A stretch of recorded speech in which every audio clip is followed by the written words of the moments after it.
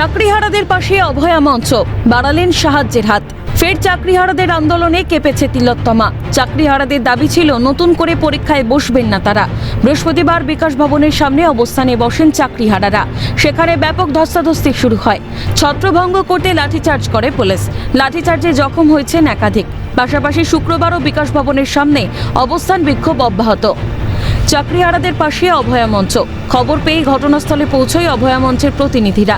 সেখানে ওষুধ, জল, শুকনো খাবার, মুড়ি, বিস্কুট, ওয়ারেস নিয়ে যান তারা। দুদিনে প্রায় 500-এরও ওপর মানুষকে প্রাথমিক চিকিৎসা দিয়েছেন বলে জানান অভয়া মঞ্চের সদস্য। কাদম্বিনী হত্যার বিচারের দাবিতে গঠিত হওয়া মঞ্চ এবার চাকরিহারা শিক্ষকদের আন্দোলনে তাদের পাশে। ইতিমধ্যে খাবার, জল, ওষুধ নিয়ে তারা এখানে হাজির হয়েছেন যাতে শিক্ষকদের কোনো রকম অসুবিধা না হয়। জল আর মেডিসিন দিয়ে আমরা যতটা পারছি তাদের পাশে দাঁড়ানোর চেষ্টা করছি। আজকে সকালবেলা ওআরএস দেওয়ার চেষ্টা করেছি, কিন্তু তারপরেও আমাদের শর্ট পড়েছে। আবার কিছু আনার ব্যবস্থা করা হচ্ছে এবং সার্বাঙ্গিকভাবে আমাদের একটাই আবেদন থাকবে, সাধারণ মানুষকে শিক্ষকরা মার খাচ্ছে, আজ সেখানে দাঁড়িয়ে সবাই মিলে তাদের পাশে দাঁড়ান এবং তাদের এই আন্দোলনকে সমর্থন করুন। এসএসসি দুর্নীতি নিয়ে অভয়া মঞ্চের প্রতিনিধি জানান, এই সরকারের থেকে আশা করি না, কারণ চাকরি দুর্নীতির সঙ্গে রাজ্য সরকারের যোগসাজশ রয়েছে।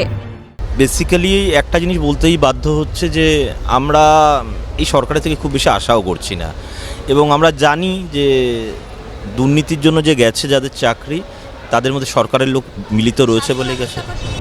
দুর্নীতির চক্করে পড়ে চাকরি হারিয়েছেন প্রায় 26,000। নিজেদের হকের চাকরি ফেরাতে স্কুলে যাওয়ার বদলে রোদ গরমে পিচের ওপর বসে দিন কাটাতে হচ্ছে চাকরিহারাদের। এর আগে চিকিৎসকদের আন্দোলনে কেঁপেছিল বঙ্গ। এবার শিক্ষকদের হকের লড়াইয়ের পাশে দাঁড়িয়েছে অভয়া মঞ্চ। চাকরিহারা শিক্ষকদের জন্য শুকনো খাবার, ওয়ারেস এবং জলের পাশাপাশি ওষুধের ন্যূনতম ব্যবস্থা করেছেন কাদম্বিনী হত্যা প্রতিবাদে গঠিত হওয়া মঞ্চের প্রতিনিধিরা। ক্যামেরায় জ্যাকির সঙ্গে রেশমি রিপোর্ট, ক্যালকাটা নিউজ, কলকাতা।